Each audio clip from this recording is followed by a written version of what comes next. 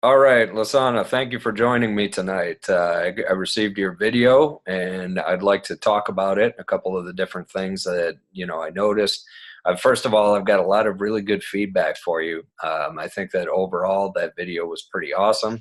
You did a great job, but I'll talk about, first of all, your strong points, and then I'll talk about some things that I noticed that maybe you could work on, as well as how my suggestions, what I would recommend for ways to do that. First of all, I think that you did an excellent job at explaining what you were doing. I noticed that as we were going through your lesson, that you had all this your plan written on the board. Directions were very clear. I think that everybody had a great understanding of what was going on, what was to be expected. Um, Moving past that, I think that you did a really great job of introducing things with these thought-provoking questions. You did a really good job of kind of putting it out there and letting the kids um, kind of leading them to these different answers. And so that's excellent. That's exactly what you want to do. I thought that you did a great job at giving positive reinforcement. And again, I can't say it enough, leading kids, letting them figure out the questions, the answers for themselves instead of just telling them. You were doing a great job. I noticed that at 5:32 in the video, you were saying there was a kid that was talking about, how different systems were related. And you said, no, he's on the right track. He's doing a great job. So that kind of stuff, that kind of positive reinforcement really gives kids confidence and, helps them feel more comfortable speaking up, not just during that question, but during future ones in that class, as well as the others that you'll have with them. Okay. So you also did a great job at showing how different concepts are related. And so that kind of piggybacking off of each other, that really, again, it's kind of holistic learning, so to speak. You're really showing kids how different things interact with each other. So I thought that was excellent. I also noticed that you had good use of humor, with memes, and that kind of stuff is really important because as the class goes on, the kids have been sitting for 40 minutes, 45 minutes. Their attention starts to drop off. And so something kind of silly, a little bit funny, will get their attention and kind of pull them back. So great job on all that stuff. That was really good. Now, one thing that I did notice, it seemed like you could have a bit more authority in class. This was just something that there was a lot of talking, just kind of side conversations that I noticed. And maybe that's, your teaching style, that you're kind of okay with that. But for me personally, I find that can become a distraction for the other kids. And it can be kind of a slippery slope that, if the talking's okay, then the next thing you know, the kids are playing with something. And so, having that kind of that presence in the room is very important, I feel. So that may be something that you'd want to try in the future and see, if that's working better Okay. for you or not. Um, Okay. yeah. Next thing that I've got for you is to kind of address issues as they happen. And so the one thing that I did notice, there was a boy who got up at about 18 minutes into the video. And I'm not sure, it's hard to tell just from the video that I watched, but why he was getting up, going up to the front of the classroom, getting a marker and writing something on the board, and then going and sitting back down. I didn't quite catch. It was hard to tell if that was a disciplinary thing that you've got in place where you say, okay, go write your name on the board, and it kind of reinforces the student to, okay, I gotta start focusing here. I wasn't quite sure about that, but if that's something, that wasn't that, then maybe it's something worth paying attention to. So definitely take a look at that. And the last thing I've got is kind of checking for understanding. So you were doing a really great job leading into these thought-provoking questions, but I didn't notice that there was any kind of, when you said, you'd say like, oh, does everybody understand? And so of course kids are going to say, yes, I understand, when really the better thing that I found to do is to have them explain to you, to have them, reiterate the concept to you. And so, you did that kind of with when we were talking about systems and, can anybody identify a system, that kind of thing. I'd like to see more of that instead of, does everybody understand? So something to work on in the future for that. Okay. So just to recap a couple things here, I would say to go harder on the children in terms of talking and class distractions, and don't ignore issues as they're happening. That's one thing that can be detrimental in the future. And the last thing is to ask them to explain, not just if they understand. So more of that.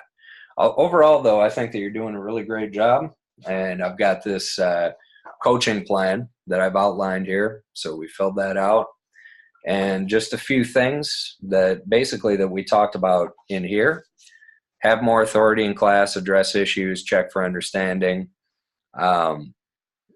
So some recommended strategies, norms, procedures, transitions. So students need to, this is just a couple things I'll say right quick before I turn it over. Students need to improve their side conversations and some behavior in class. So behavior can be corrected by having more verbal or nonverbal cues given. So, for example, a verbal cue would be to say, hey, guys, what are we supposed to be doing right now?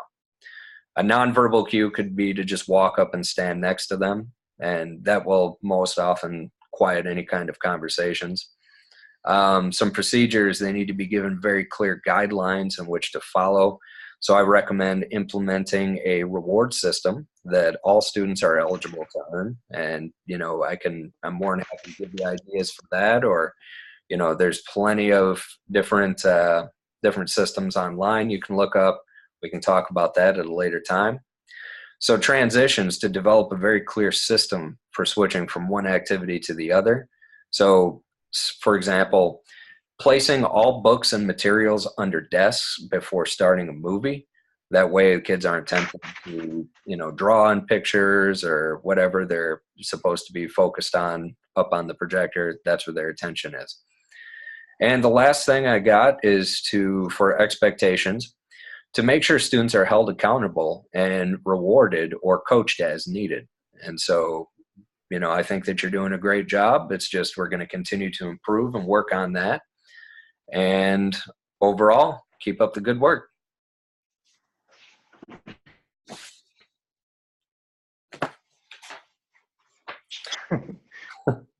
Thank you very much.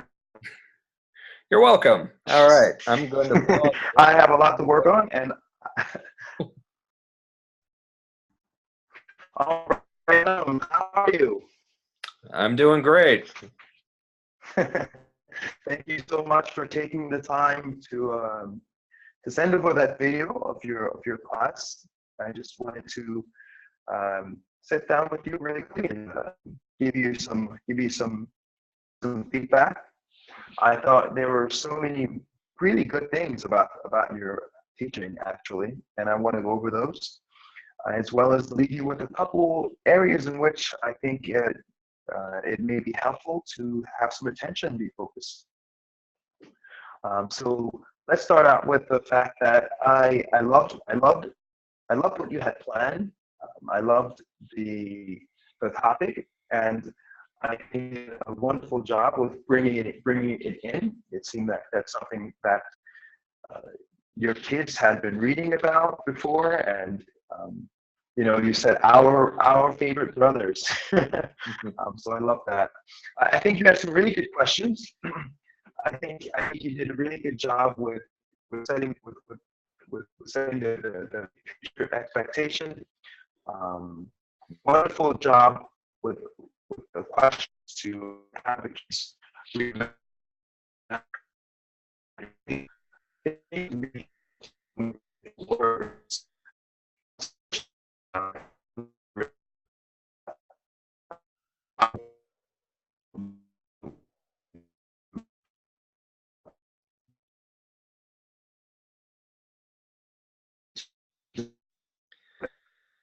Sorry, just 1 second here. Not trying to interrupt, but our connection's getting really bad.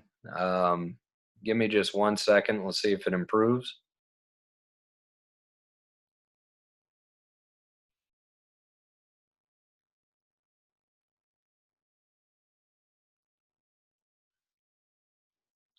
Maybe try turning off just the video.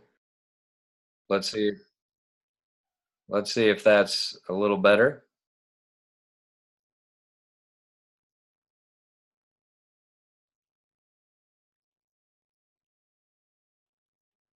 Nope, I can't hear you right now. I was not talking. What about now? Okay, yes, there we go. Much better. Sorry about that. Now you're coming through loud and clear. Wonderful, wonderful. um, Continue where we left off. Please. Okay, sure. So yeah, one of the things I think you did really well was you were stern when you needed to be. You demanded attention when you had to. You stopped a lot of playing before it got too serious, especially when you were in the larger group. So that was excellent. A few areas that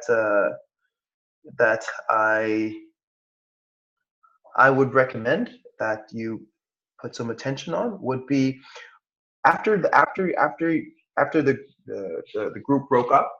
Hmm. It was about 7 minutes in. It was the first group with the three little kids at the table. There, when you were trying to explain what was going on, I noticed there was a lot of playing. You'd be talking to one child, and the other the other side of the table, there was just a lot of playing, um, not really paying attention, and so that caused you to have to repeat the same answers to the same questions a few times. And I thought that that was that could have been handled in a different way. Um, Generally, what that comes down to is I think it may have been difficult for you to get all of their attention at once. So we'd want to consider how we could address that. Before you guys broke off, I know I'm going back and forth here, but before you guys broke off in the group, I really like the questions that you used. I think I think we could have done something to have the kids understand more clearly what they are expected to do in the next piece. I It seems to me that that could have led to some of those questions that, again, they just kept coming up. It seemed like the kids just really didn't understand when the assignment was explained. So I'm just going to run through really quickly the a few suggestions for norms, procedures that I think could be useful. um, so let's start out by looking at um, the norms, some of the norms that I think could work for getting attention from all of the kids. Um, One that I've seen that really works for kids that age is, just these simple chants where a teacher says something, the students respond with a pre-agreed upon response, such as the teacher may say something like 1, 2, 3, eyes on me, and the students would respond 1, 2, eyes on you, and everyone looks at you and hushes. Mm. Another is like hands on top, and you put your hands on your head, and the students would respond with something like that means, and then put their hand on put their hand on their head as well. So just some things that could be really fun that could immediately jog their attention. And there are various ways of introducing that so that it could be something that's fun that the kids actually enjoy doing, and that it accomplishes the goal without having it be too much stress on your part to really recapture their attention in new ways every time. Um, some procedures that I think would really work is When I've taught that level, I found that when we were able to track progress throughout the day and record it, and then each, at the end of the term or at the end of some pre-agreed upon time, then the groups that do the best, they get a prize, some sort of reward structure. That's something that I found that actually really works to keep the kids motivated and to keep the kids wanting to comply with whatever the lessons were. Managing transitions. I think something that would be helpful for that is, again, going back to those separate groups. There was a point where you were explaining something to one side of the table. The other boy is playing with something that it was very difficult to see actually what he was playing with, but I think it may have been his pen. He may have been writing something, but he was not paying attention to what you were saying. So I think with managing transitions, giving them or having them have only what is required. Well, if you're explaining something on the paper, no pens in your hands, no extra books on the table. Just having what is needed at the time that it's needed would actually help with minimizing distractions, and that's the main goal, to minimize distractions as you go through step by step, so that everyone is with you the whole way through. High expectations is something that um, I think would really help with with the kids. Just I think to a degree, they may think it's acceptable to not listen. They may think it's acceptable to be playing around when you're talking, to not listen to their peers. These types of things, I think it comes from them seeing that it's acceptable behavior, and those that type of courtesy is something that needs to be corrected, and that's where I would really, leading into the month plan, that's where I'd be really looking to see some progress. Just having the kids, one, respect their peers, and two, respect you a bit more, so that they actually stop what they're listening, stop what they're doing, stop the playing, and they take in the information that you're trying to give them. So that is all. I think overall, again, I think you did a wonderful job, and I'm looking forward to seeing the progress you can make over the next month or so. Once we put in some rules, that's going to lead to higher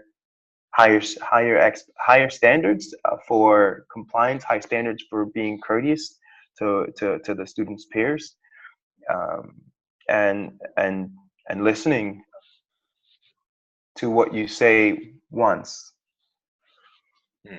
Okay, thank you very much, Adam. All right, thank you. Appreciate the feedback.